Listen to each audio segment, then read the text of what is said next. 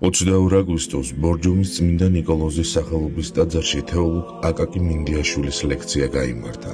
შეხვედრა საქართველოში ქრისტიანობის სახელმწიფო რელიგიად გამოცხადების 1700 წლის იუბილეს მიეძღვნა. ლექციის მთავარი თემა საქართველოში წმინდა ნინოს შემოსვლა და ქართველი ხალხის გაქრისტიანება იყო. თეოლოგმა წმინდა ნინოს მოღვაწეობის მნიშვნელობასა და მის განსაკუთრებულ როლზე ისაუბრა ქართველი ერის ისტორიაში.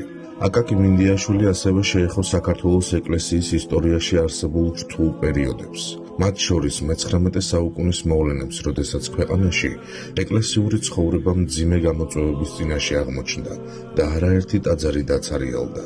აღსანიშნავია, რომ თეოლოგი ამჟამად წმინდა ნინოს შესახებ წიგნზე მუშაობს, რომელიც, როგორც თავად აღნიშნავს, მალე გამოიცემა.